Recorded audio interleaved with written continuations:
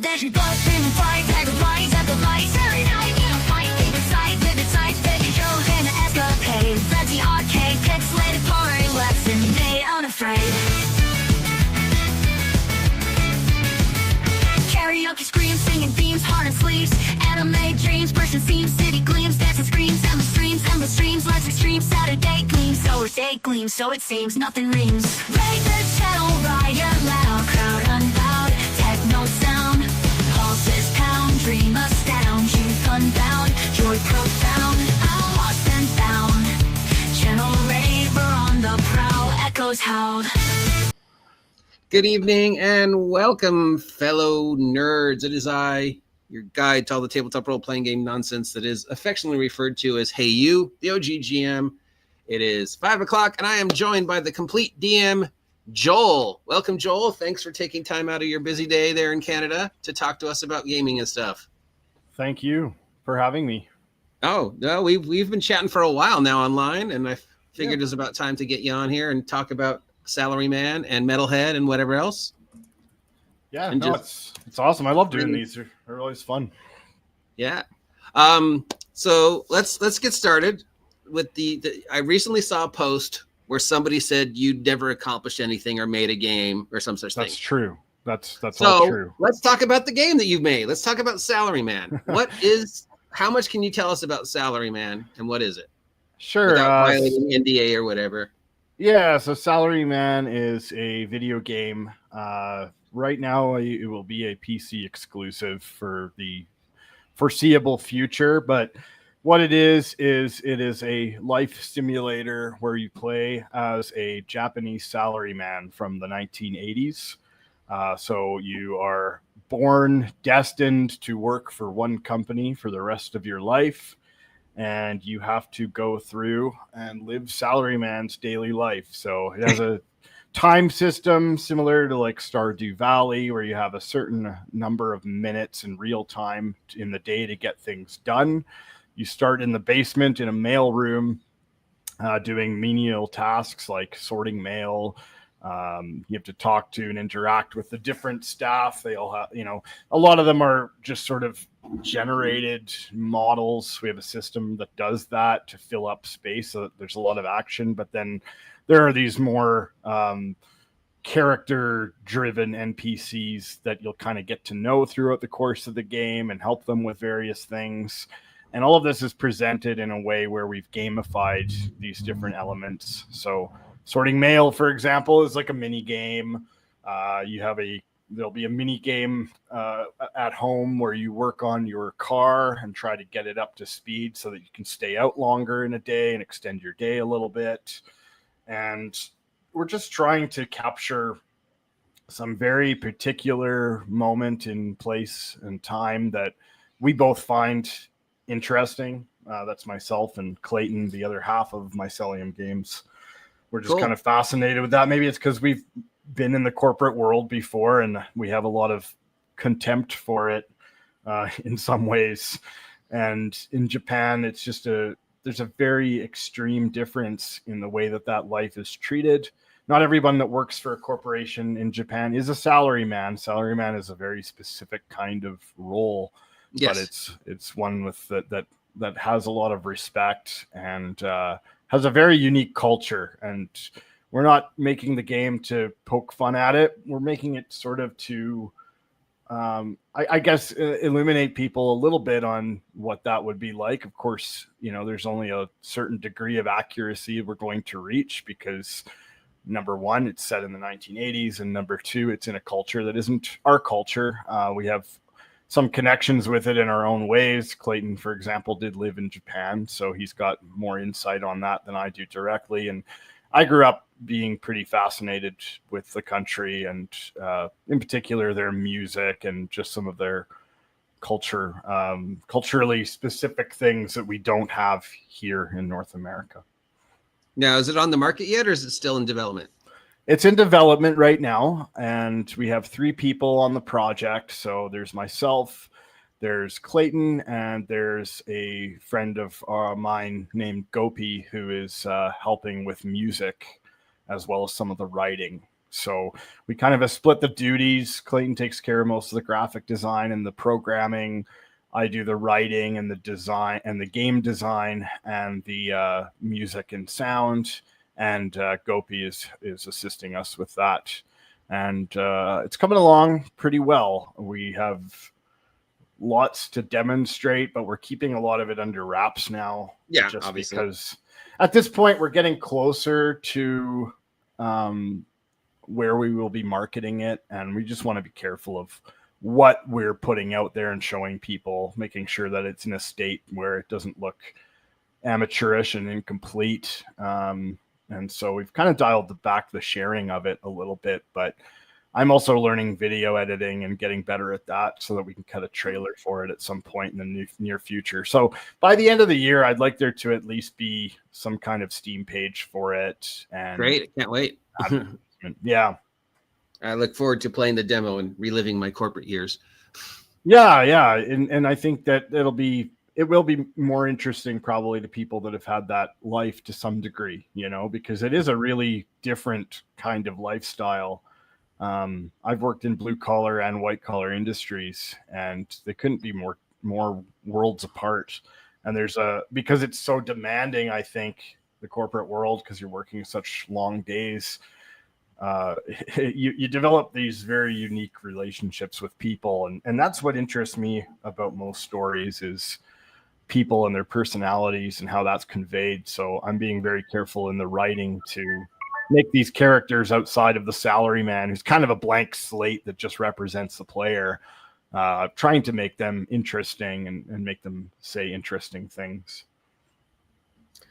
So what is Salaryman's birthing pains? What was the origins? Were you just guys sitting around going, we should make a game, and we should make a game about, I don't know, Japanese? I mean, that's such an unusual string of events to come to such a specific place to create this game. What was the genesis of Project Salaryman? Yeah, so last year we started our game studio in the early spring, if I'm remembering correctly, and we had developed a prototype for a board game. It was sort of a cyberpunk inspired war game. Yeah, cyberpunk. And we got that done digitally, like through Tabletop Simulator. We made assets for it and we were testing it. And then we decided not to try and move forward with production just because of the cost of producing a board game and the likelihood of it actually gaining any traction through funding, like through Kickstarting or anything. We just thought that's a little bit ambitious for a first project and it's risky. So we moved on to a video game. At the time, we were playing a lot of Star Control 2 together. It's an older PC game that we were playing over the internet and doing these super melee together, where you basically just have a ship each. It's a top-down perspective, like asteroids, and you're trying to blow each other up. And we were having it is, and we were having a lot of fun with it. But we just thought, there's so much more that the super melee mode could have.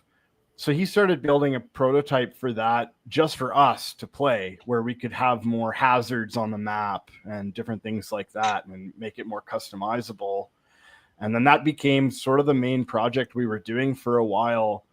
But then it hit a point where I had written this very long story for it and realized that to get that all out, it would take 3 games. It's that very classic 3-act story.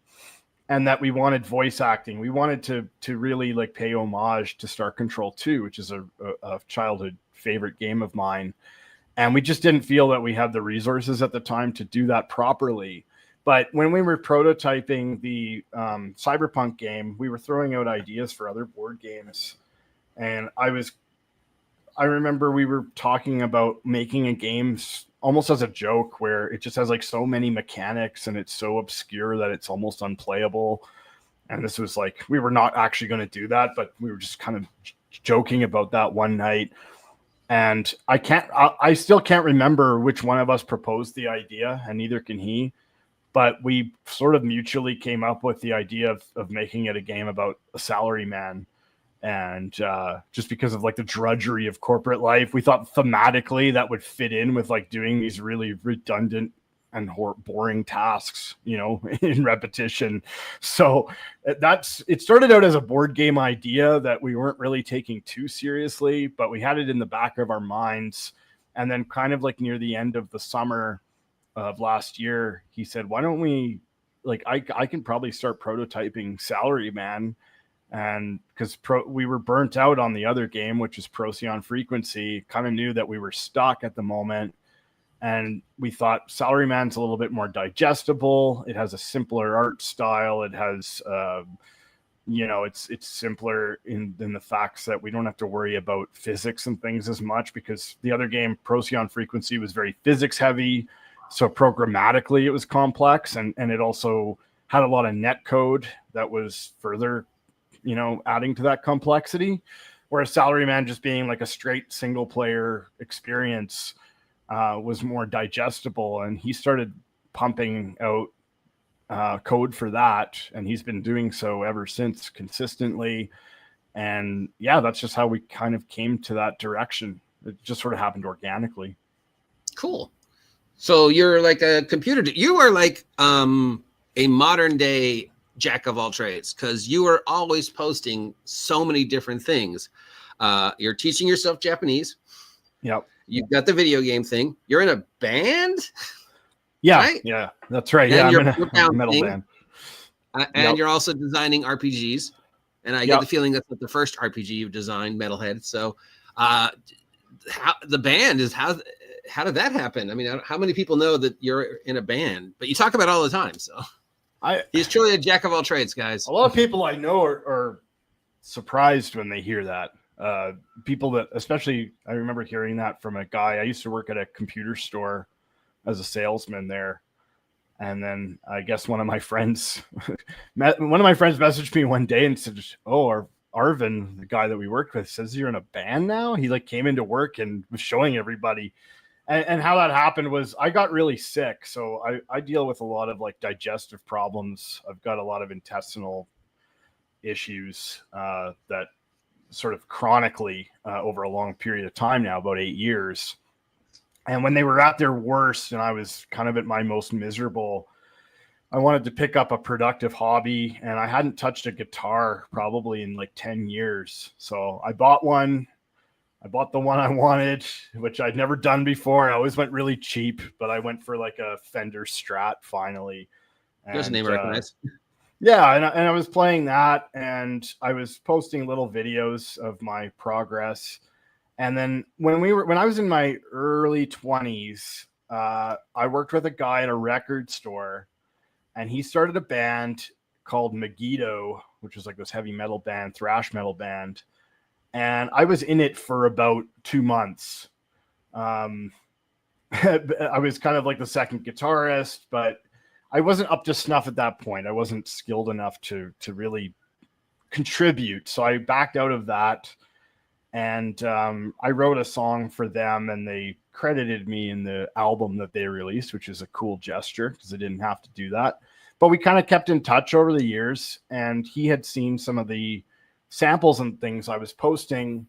And he said, well, it's been a while, but I know back then you really liked like grindcore, you know, it's like this sort of hardcore punk / metal genre, like Napalm Death, that sort of thing. Okay. And he knew a singer that wanted to do a grindcore project with him. So he said, do you want to get in on that? And I said, well, I don't know if I'll be able to. Like I've gotten better, but I'll come over to your place and we'll jam it out and we'll see what happens. And then it was like 6 weeks later, we had a full EP and we were starting to go play live shows. And then we got lucky and got a pretty big show opening for a band called Cradle of Filth. So that was hey, that's the band I've heard of. Yeah, and that was huge because I'm like, holy, you know, I've never really been on stage before, and that was like our third or fourth show. So we're playing like in front of 1,500 people. It was intimidating, but you know, we made a little bit of a mark for ourselves in the local scene here, and yeah, we just kind of do it casually. We're all dads. We're all in our 30s and we're all dads. So we don't have time to go on tours and stuff, but we still play shows, and we're going to be releasing a second album. Awesome. Yeah. So that's been going great. Does your band have a page or a Spotify or a I think we're on Spotify. I'm a YouTube guy. I don't use Spotify. A lot of our stuff's on Spotify though, or on YouTube. So we have music videos. We have the album is on there for free, and then there may be a Bandcamp and a Spotify as well. I don't generally deal with the logistic things. I write a lot of the music, and then I play the music live. Is there a link where people could find your stuff on YouTube? I would honestly just tell them to look up Horrify. It's WHORRIFY, and it will come up right away because there's nothing else that's named that way. And they can see our videos and our album and stuff like that if they're interested.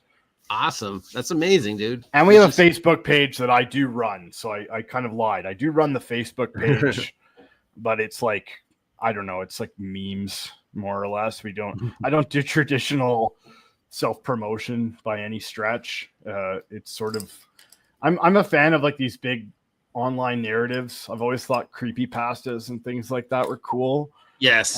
And so like early on when I was running the Horrify page, I thought it would be funny to have like these story arcs of fictional things that were happening to our band. Yeah, totally. That's kind of what I do. Yeah, it's totally great. Yeah, it's a great way to advertise. Yeah, people find it fun, right? And it gives us personality that it's so hard to stand out. Like even a year, I took about a year off from Horrify because I had to deal with other things, particularly mycelium stuff. And like if you don't keep a presence going and then you walk away from it and you come back, there's like 100 new bands in the local scene that you had never heard of before. And a whole bunch that you played with are now gone. It's like there's a big turnover rate for these kinds of projects. Yeah. I'm definitely familiar with that growing up in the industry in California here. But yeah. So I suppose we need to actually talk about gaming. Oh yeah. Obviously they grow them smarter up there in Canada. For anybody who doesn't know, you are in Canada. Where are you in Canada? I'm in Alberta. I'm in Calgary, so Cowtown, the home of the Stampede. I've heard of the Stampede. Yeah. So how did you get started into the gaming hobby? What's gaming like in Canada? Sure. One of my earliest memories of being alive is when my dad brought home a Nintendo Entertainment System when I was probably 5, and I remember playing Mario, and it was one of those things where my mind was totally blown because I'd only ever played Atari before that, and Atari was fun, but it wasn't something that really got my imagination going. It was just I played a couple of like junky indie racer games and like the crappy Pac-Man port for the 2600. So I like games, but I wasn't like that interested in them. And then once we got the Nintendo, that was it. So I was a video gamer before any kind of other gamer. But my dad, when we grew up, we'd play Risk, we'd play Monopoly, all the standby board games. And I started getting more into the fantasy adventure stuff when I got Hero Quest at a garage sale. And I was just interested in the whole idea of there's a part in the back of the Hero Quest manual. Well, first, if anyone doesn't know what Hero Quest is, it's a dungeon crawling board game. It's just simplified. You have one board with like these predefined rooms, but you have a little book of missions. I think it's like 20 missions or something that shows you where to set up doors, where to set up furniture, which rooms are active in the session, which ones aren't, which monsters will appear, and then what your objective is. Then you have 4 preset classes like your warrior, your wizard, your dwarf, your elf. And it's like baby's first D&D kind of that way. Yeah, it's a great game. Yeah. And like even naturally when playing Hero Quest, we would sort of be role-playing stuff. We'd be making up our own story. And like this is prior to knowing about D&D even, or having like very little awareness of what D&D was. But that was kind of my introduction to role-playing. And then there's a section in the back of the book where it's a blank slate. You can make your own dungeon levels. And I would do that and make up my own stories and have these little arcs going. And we had some cool little narrative moments that would pop up in there. And then shortly after that, I was exposed to D&D for the first time. And I was hooked. And just because of my experience with HeroQuest and liking to play as Zargon or whatever the evil DM's name is, basically, you play as the evil wizard. I was fascinated by the fact that it's like, oh, I can make a world map, I can make towns. I can fill those towns with people that I've imagined. And that really blew me away, just the versatility of being able to create whatever you wanted, Awesome. And I didn't get D&D books till much later in life. However, in lieu of that, I would come up with my own games just with more basic mechanics using whatever pieces I had. So I'd use HeroQuest pieces and I'd use 6-sided dice and I'd make up these really, really rough, simulacrums of D&D to play with my friends. Oh, wow. And so that's kind of how I got into it. Cool. So is D&D the only game, or have you played others? Because you do call yourself the Compleat DM. So that's true.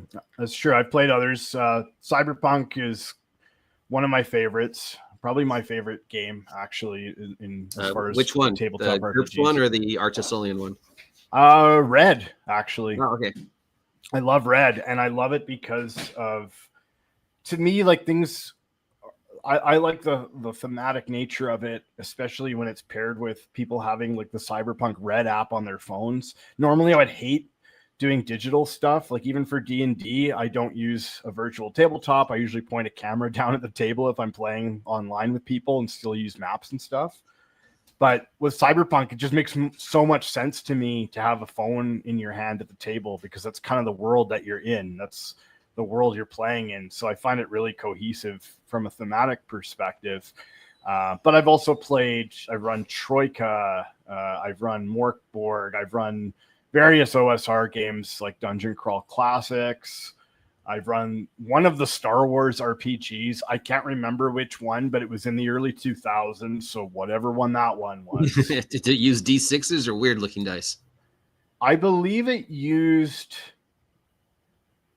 was it? I think it was a D20 system. That would have been the Saga edition, yeah. It was a D20 system. So I ran that, and then I had a couple of science fiction ones I came up with on my own, which were just third edition, but with conversions essentially. Because third edition was the first version that I ever owned all the books for, all being the 3 core books. Cool. So I would take those mechanics and turn them into like a Fallout based RPG, because I was really into like post-apocalypse back then. And me too. Oh yeah, well there you go. Great minds. Yeah, exactly. And there's a bunch more. I've got a stack of books in my basement. I've even run the EverQuest RPG at one point. Oh, I remember that. yeah, and it's just it is third edition, but somehow more clunky than third edition. Amazing, yeah. So now you're working on, what's it called, Metalhead?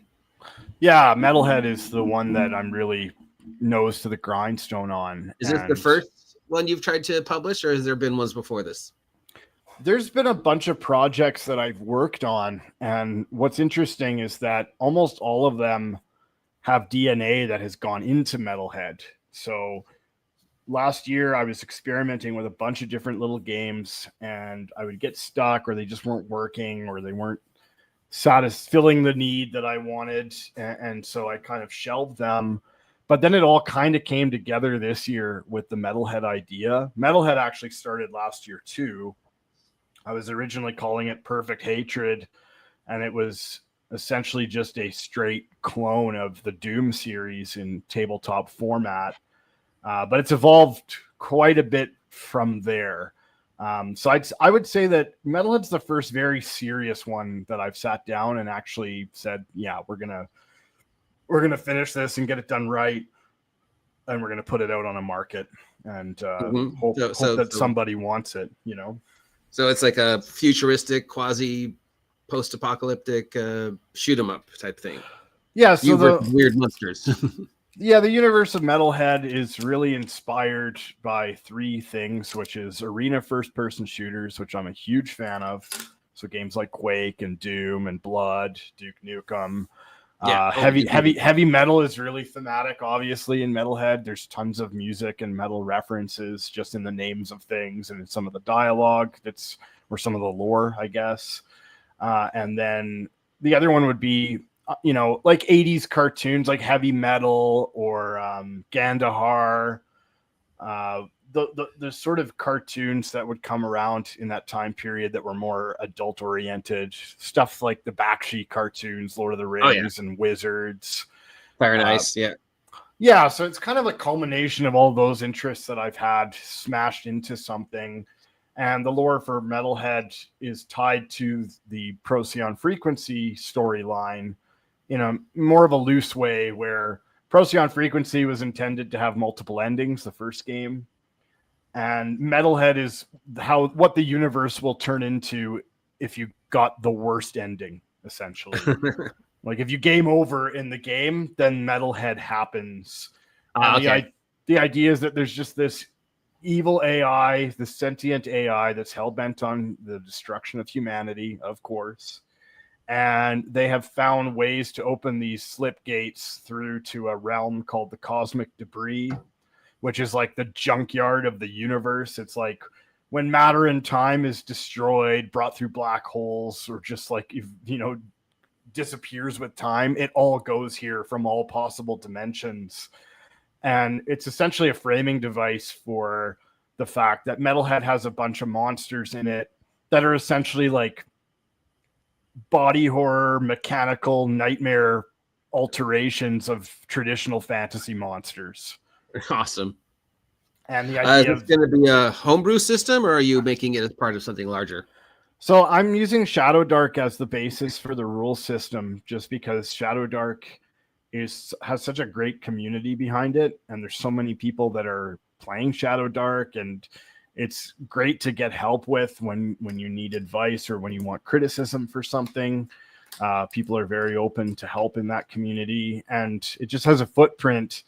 I kind of thought, making your own system, to me, I don't see a necessity in it personally, only because there are so many unique systems out there. I don't know what else I could really improve upon as far as those base mechanics go of here's your stats. This is how damage output roughly works. This is how you calculate armor. I like all of those things already as they stand in sort of the OSR sphere of games. I like how they work. Mm-hmm. Yeah, and like Metalhead has unique mechanics, but I thought, well, initially it was going to be a card-based system where it would be all based on poker hands, but that was going to be kind of clunky.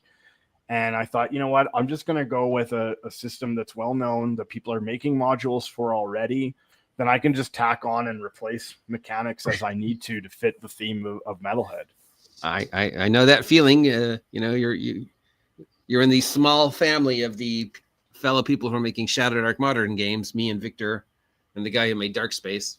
So welcome to the family. Feel free to reach out to Victor too if you ever have questions. He's successfully done a kickstart for Shadowdark. So yeah, for sure, and that's what I like about it. It's a little community that's pretty tight knit, like all these people. Yeah, and so far very positive. Yeah, it is. It's been great. I've been in their Discord and I share some of the art that I'm working on for the game and stuff, and everybody's really cool and supportive. We've had lots of good conversations. Awesome, cool. So what's next for Metal Beast? Because you've been posting a lot of your plans, which is amazing that you think you're going to accomplish that. So more power to you. Yeah, there's a plan for Metalhead in place. So by the end of October, I want to release a playtest version of it. And it'll essentially be all the core changes to the Shadowdark system that are required for Metalhead, like the unique mechanics. And then in addition to that, it will come with a adventure pack that will essentially be a pre-baked adventure with a few monsters and a few items and weapons and things like that, catered to getting players to sit down at the table and get through a level 1 adventure together. And then over the month of November, that'll be followed up with 2 more that will take them through level 2 and level 3. And so I'm kind of aping the BX schema there, D&D BX, where this will be kind of how Metalhead comes out. This is like Metalhead Basic, essentially, is how it will come out, and it'll have some art and stuff in there, but it'll be pretty much just a free play test for people to download and check out and give me feedback on if they are able to.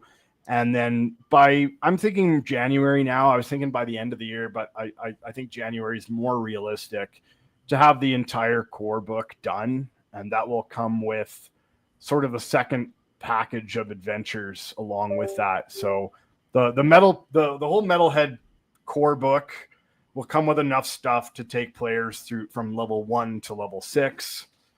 And then they're kind of on their own after that. And then after that, I'd like to release like a magazine once per month for maybe 6 months. Your battle plan is way more complicated than mine. Yeah, well, I think I'm just thinking that I think that it's good to, for me at least, maybe I don't know about you, but as I get older, I find it harder and harder to like absorb a giant game now. I don't know. Like, how do you feel about that? You mean, I have trouble absorbing Shadowdark. So well, fair, exactly. Yeah. Like with Shadowdark, it is relatively simple, but that's more just because my brain is programmed, D&D. So I keep making D&D mistakes. But yeah, I definitely don't think I could teach myself games now that I taught myself, when I was writing for GURPS. I'm much more, I just want it simple. I want it plain. I want to, character building to be the first thing I see. I want to be able to done with my character in like 10, 15 minutes and then just go. Yeah, I'm the same way. I used to play these big games like Advanced Squad Leader where the manual is like a 3-inch binder, and I could learn them. And then I think it was last year when we were trying, right before, like the same weekend we established Mycelium, we were trying to play this game or set up this game called Voidfall. It's like this massive like science fiction 4X board game. And we both sat there for like 3 hours trying to figure it out. And we're just exhausted. And we're like, screw this. Like, I can't do this. Putting together the board for Axis and Allies or Arkham or whatever.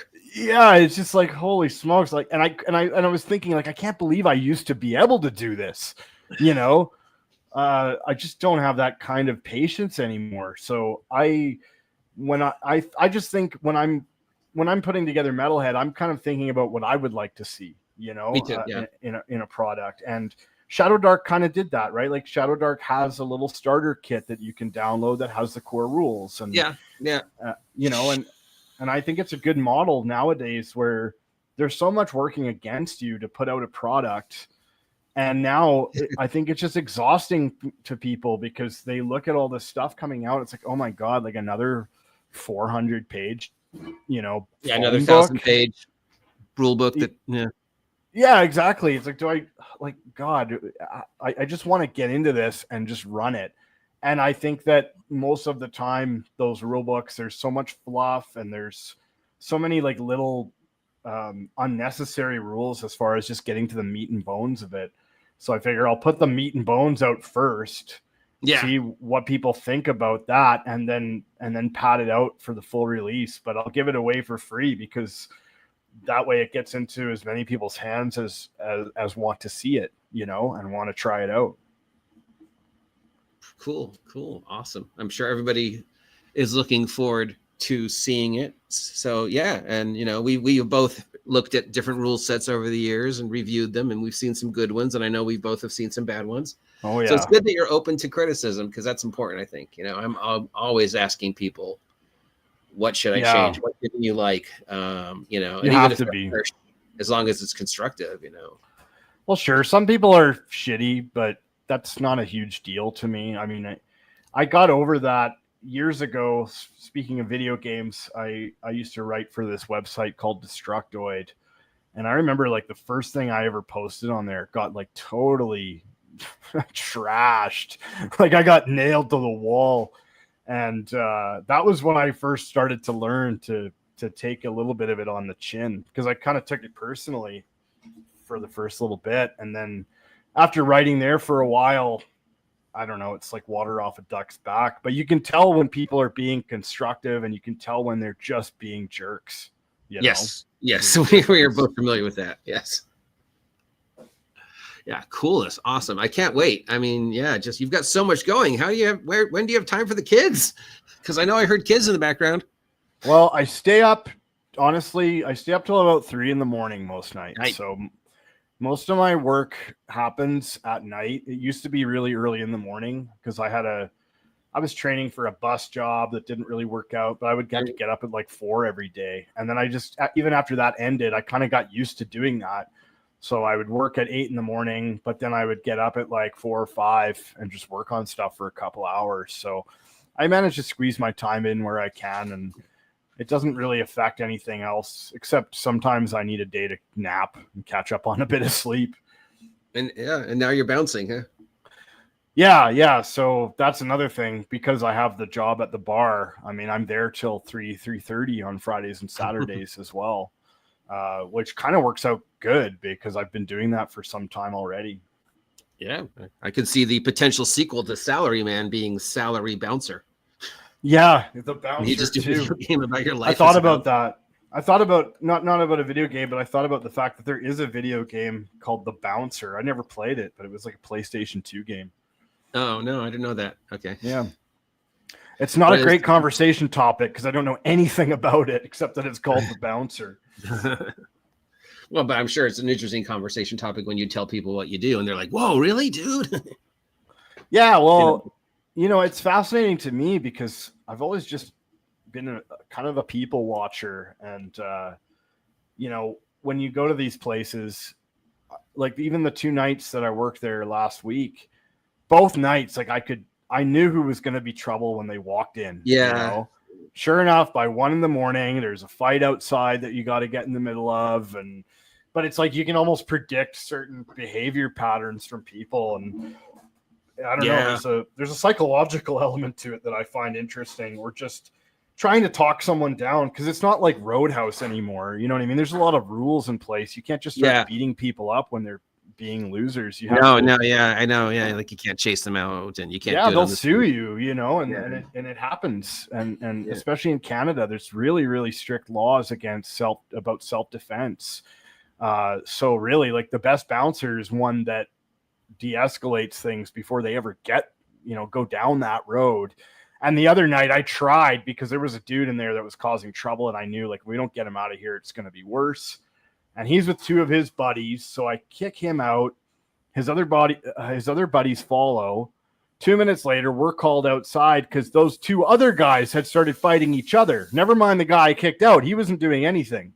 But it was the 2 other guys, So it's like sometimes things happen and you can't control that. But it's best. You need to have like some pretty strong social acumen to be able to, especially deal with someone that's yelling in their face. Like, these guys aren't friendly when you're telling them to leave.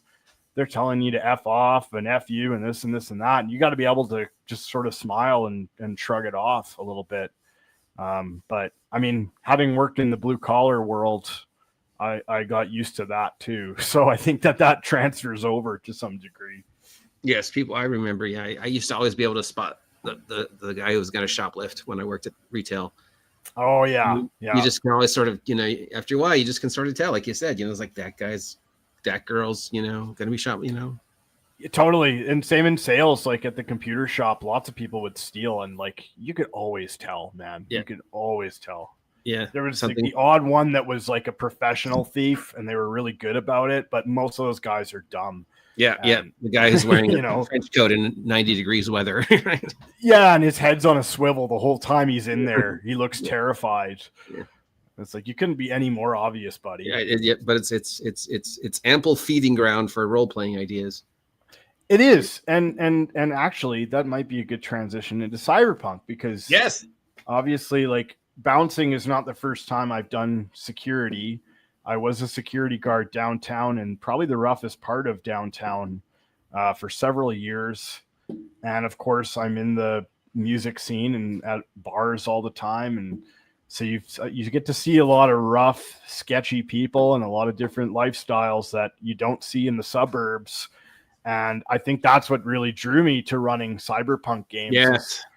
Those people and some of the problems that they have, or the dramas that they have, and how they really make for like perfect cyberpunk fodder in a way. You know, the difference even, you know, in the late 80s, early 90s between the haves and have-nots. And oh, for sure. Yeah. And I've always liked that kind of media too. Like I've always liked movies like Taxi Driver and The Warriors and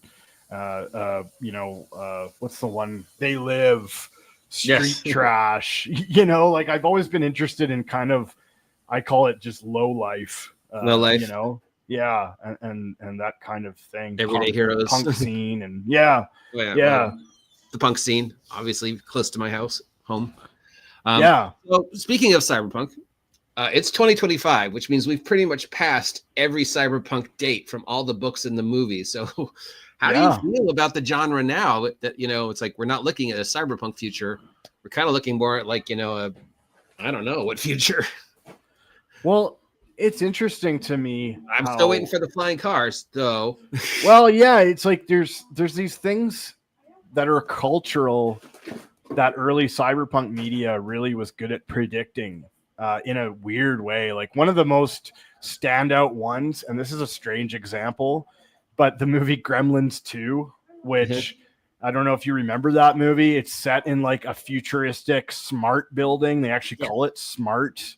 The Smart Mall, you know, the Smart Mall. And like we have, you know, smart technology is a thing now where everything's controlled by computers. So they were pretty good at like predicting where things would go in some ways and then really off in others. Like flying cars are not a thing. I don't think I was going to get to that.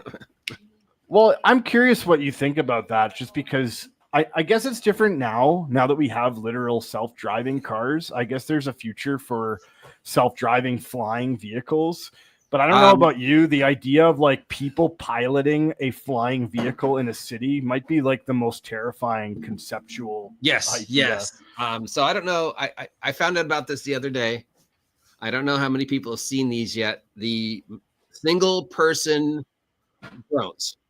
These are basically VTOL drones. They were flying them out over by Santa Barbara the other day. Yeah. Operates like a drone, but you can sit in it. You don't need a pilot license. You just need to be 18 and have a driver's license. And I was like, oh my God, somebody invented flying cars. How does it propel itself? Is it wind? Like a drone, you know, it's basically it's a very simple VTOL. You've got the fan pushing down to get you up in the air, and then the fan tilts to go forward and reverse, just like a Harrier jet. Wow. How high can they go? Do you know? Well, that's part of the scary part. It doesn't look like they go very high. Like everyone I saw them testing, they were really close to the freeway. Oh, yeah, that's great. Yeah. See, this is what I mean, right? So it's like, how did we not predict that might be a horrible idea? Yeah, flying cars is a horrible idea. It's in 2 dimensions. Now you add the 3rd dimension. Well, years and years ago, I published a little cyberpunk novella story, and my way of like dealing with that in the context of that world, because it was a really particularly barbaric cyberpunk world, maybe closer to something like the Mork board game Cyborg than it was to actual cyberpunk. And, you know, this is total science fiction and stupid, but the idea was that if one of these flying cars were to start to, you know, break down, that it would just explode, and the explosion was like so high powered that it would like disintegrate the entire thing, so that there was no rubbish that would fall on people's heads. Oh, that's good, I guess. Built-in safety feature. Yeah, like not safe for the pilot, but safe for everybody else, right? Yeah. But like cyberpunk fascinates me because of where we're at and how close we are to it in some ways. Yeah, well, I mean, we've got self-driving cars. Elon Musk is working on chipping people. You know, we've got what's her name? Tilly, the girl with the cybernetic arms, and now she has detachable cybernetic arms. That's so cool. You know, she was so cool. the model for the Attila Battle Angel. Yeah. But yeah, she's she works for So I just saw a video of her, and she just can take the hand off and mentally have the hand walk around and then come back to the port in her arm. And I was like, oh my God. We predicted all this in the 80s. Yeah, it was more like a warning. It was like, I don't want this future. For sure. I think that the difference that I see in like where Cyberpunk might go in the future, and this is in some of Cyberpunk, like Cyberpunk Red has this to a degree. Cyberpunk has always been overtly like corporate controlled, where everybody knows that, right? Like it's kind of not it's an open non-secret that Arasaka, has all these handholds into government and things like that. And to me, I think that it's more subtle, and I don't think it's as overt. I think that those things happen, and that we might be going that direction more and more. But I think the difference is that there's a level of subterfuge on top that kind of obfuscates that, Yes, I definitely agree. And I see that continuing. So, like, I'd say if you want to do Cyberpunk as an evolution in some way, that maybe would be a good thing to emphasize, is all of the strings being pulled secretly. And like I said, that does exist in the genre for sure, obviously. Yeah. But it's just like Cyberpunk, setting it another 10 years in the future. Since we've passed Mike's due date. That's true. And like Talsorian Cyberpunk is more melodramatic about that for sure than some other Cyberpunk is. It's very obvious who's pulling the strings a lot of the time, and it's almost to the point of being cartoonish, which is what I also appreciate about it. So that's not a criticism at all. Well, I mean, it was inspired by the anime as much as it was inspired by the beginnings of the genre. Well, sure. Back when Mike was writing the original one, there was 5 Cyberpunk books maybe, and Gibson and a few others. Yep. Yeah. Then there's Blade Runner and Cyberpunk, but Yeah. I guess Akira also is in there in that. Yes, Akira, Blade Runner. That would be the two cornerstones.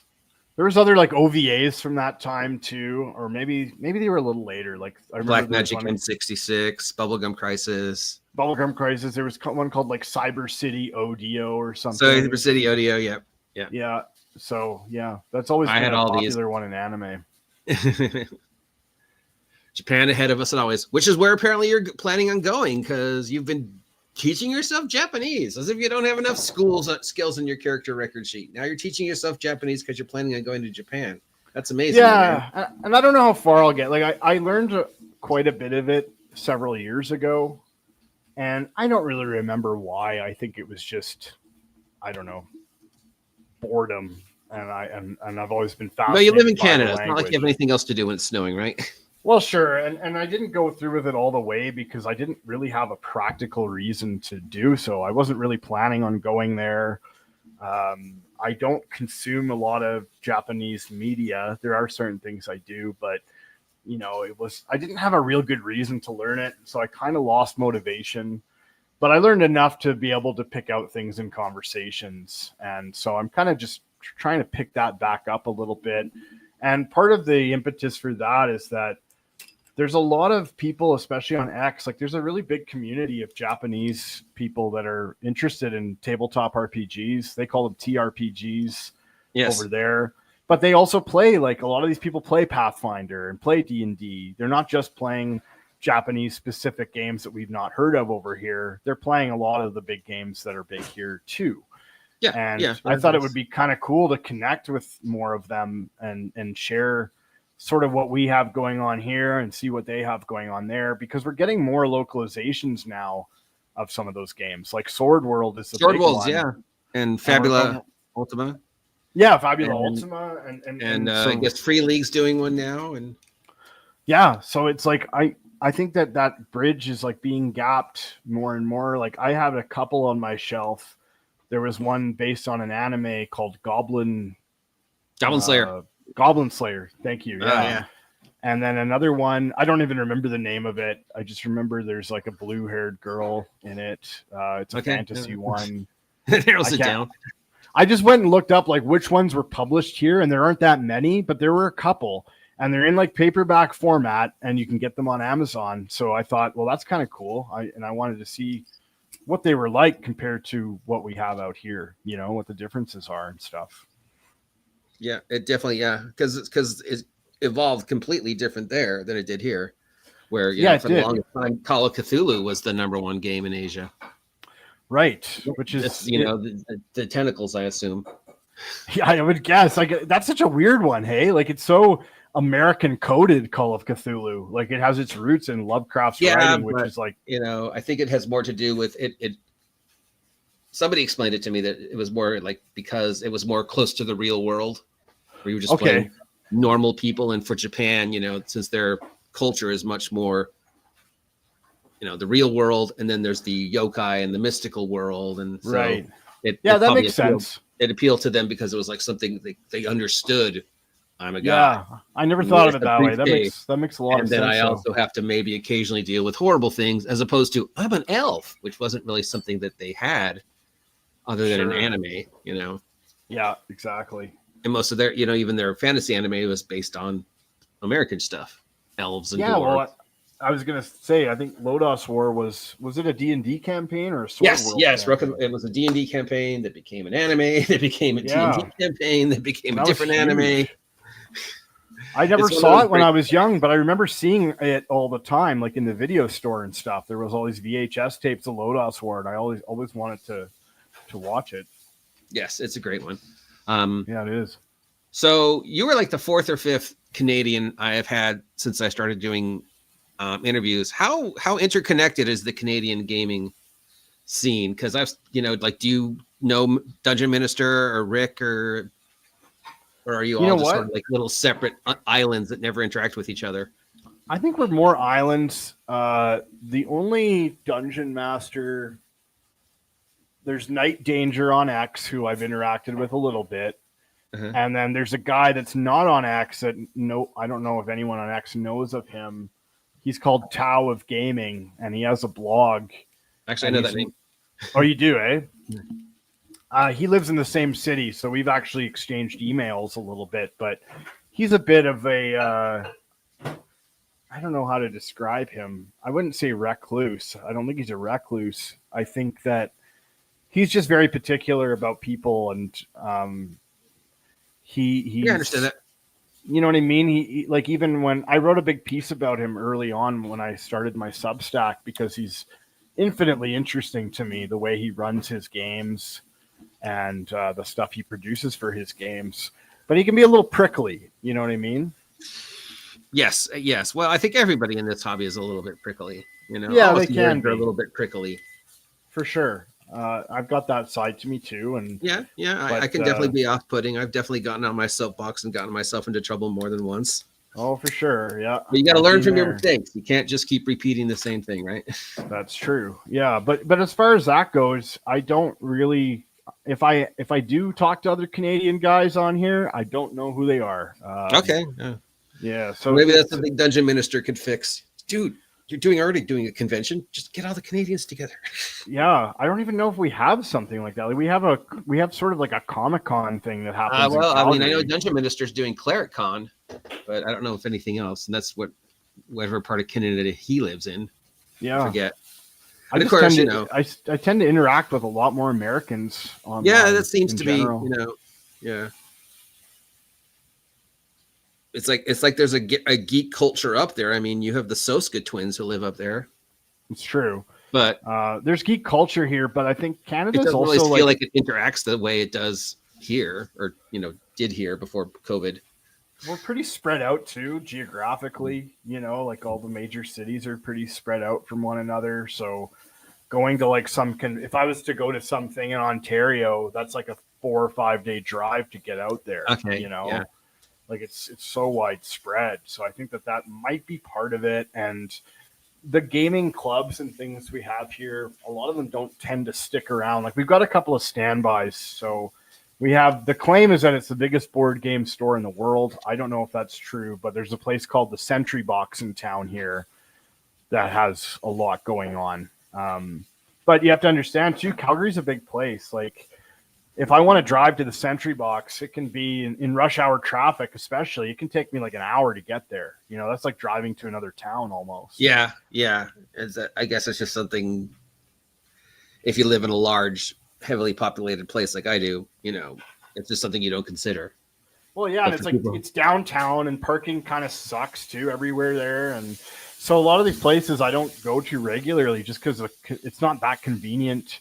And then any ones that I did find that were sort of smaller and more homey and more friendly, they don't tend to last that long. You know, they shut down or they downsize, and so it's not a great place for that. I can imagine it's hard to find a public store there.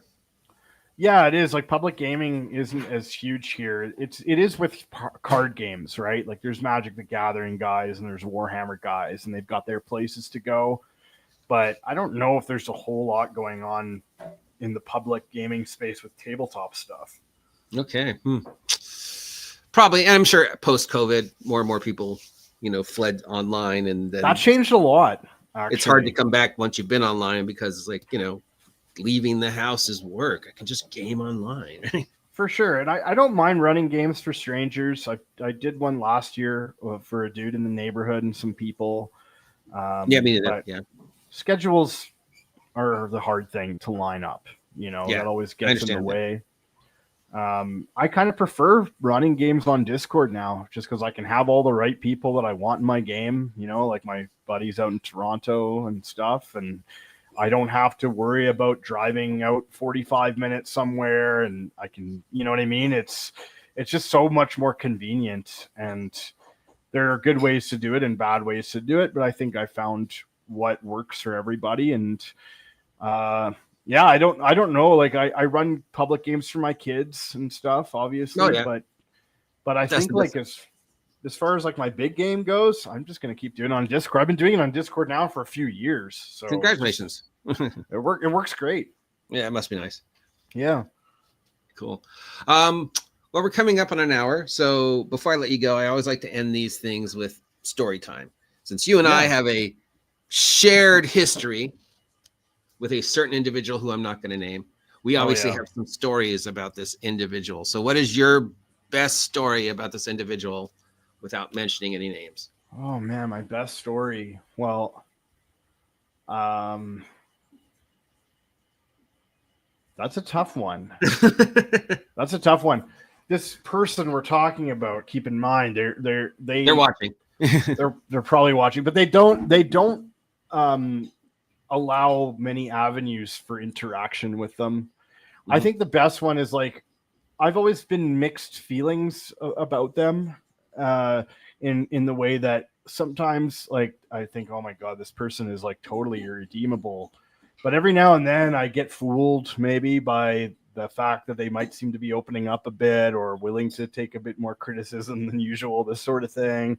And I will try to like build a bridge of some kind without like totally backpedaling and kissing ass, because I'm never going to do that. You know what I mean? Like as far as I'm concerned, they've brought on so much of this stuff that's happened with them themselves that it's like, you know what I mean? Like no one owes you anything at this point, you know? Yeah. And in fact, when people like, there was a recent incident where someone reviewed their game on YouTube and was really fair about it, honestly, like gave them a totally fair dialogue about it and really went into depth with it and was charitable in many places. And, you know, his response was just to insult the guy and bash him to pieces, you know, like this is how he acts. And so it's like, how do you continue to try and like throw somebody a bone when they don't even have a normal way of reacting to like fair, reasonable criticism of them, you know? Understandable. Yeah. Like the guy gave him more than he deserved, in my opinion. Like, several have. Yeah. There's good stuff here. I'm like, there isn't really that much good stuff there. Like I've read as much as I can tolerate to read of that game. And there's stuff that's all over the place in terms of like even just basic statistics of creatures and things, where it's like, where are you getting the math for this stuff, you know? Or why is the critical system like, oh, if you roll a 1 on a D100, that's a failure, and a 100 on a D100 is a critical? Why even bother having a failure or critical? Because like, how often is that going to happen? You know, literally 1 out of 100 times. It's that's balanced for a D20 for a reason. It's because every one, every number on the D20 is essentially 5%. So it makes sense. Like, you got a 5% chance to fail critically. You got a 5% chance to succeed critically. And in this, it's like, didn't even do the legwork to figure out that maybe like a 5 or 10% buffer is a better, is a more mathematically sound way to deal with that. So it speaks to me a lot of just, I don't think that person really reads games. They claim they do. Yeah. Yeah. I think that he's played other games because he mentions a couple, but I don't think he has any real awareness of what else is out there, why the math, like what the logic is behind a lot of the math that he's reading. Because he'll still say things like, he'll talk about AD&D and he'll say stuff like, oh, AD&D needs to be played rules as written, whereas second edition allows you to make up your own rules. And it's like, have you even read AD&D? Like, it's the same information all the way back to OD&D saying, hey, if something doesn't work at the table, then change it and adjudicate on the fly. All those books say that. Yes. You know, and I've told him that, like, explicitly, like, you're just giving wrong, like, incorrect information. Like, you've never read these. Yeah.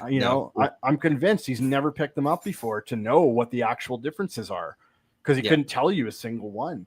So I think my story is just trying to be nice to him and trying to throw him a bit of a bone, and then just his reaction being predictably like, why are you talking to me? Blah, blah, blah, blah, blah. It's like, well, this is a guy who will say one day, I don't want drama with the community or any drama that people bring up in the community with me. I'm not going to respond to it anymore. And then like 3 hours later, he makes a video, trashing on some guy. Yeah. So it's like, there's no inconsistency to the message. And so at this point, I just assume that anytime he looks like he's trying to open that door a little bit, that it's to get some kind of vengeance on the person that's dumb enough to walk through it in some way. Yeah. I totally agree. Yeah. All right. Thanks a lot. So we've got Salaryman coming up pretty soon. Very excited to be able to test that. We've got Metalhead. Definitely looking forward to the play test for that. And are there any other projects, or did I mention them all? Those are the most pertinent ones right now. Anything else is kind of in the up in the air kind of prototype stage, so I won't talk about it.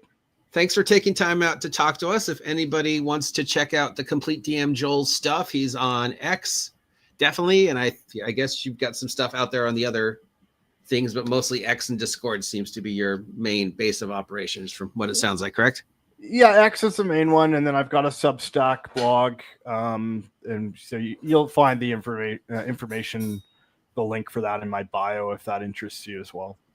Yeah. So if you want to check out Joel's stuff, it'll be in the bio down below in the written stuff.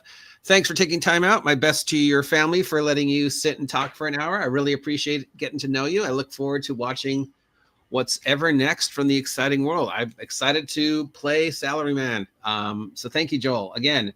And thank you to each and every one of you who took time out of your evening to listen to us talk. I know there was some mix up in time, probably my fault being, I don't understand time. It was my fault. Till next time, I'm the OG GM. Please like, please share, please subscribe. Please buy my merch, which is on sale on Drive-Thru. Check out Joel's stuff and have a great evening. And we will talk to you later. See ya. Thanks, man. Electric beats, bustle streets, endless streets, midnight beats, living heat, hearts beat, bleed, polyphonic meets, cyber beats, rhythm sweet, Saturday schemes, beat retreats, makes us complete. Blazing trails, no fails, neon veils, waves of gales, color tales, joy sails, endless rails, like for veils, Saturday's tale, we hell breaking jails.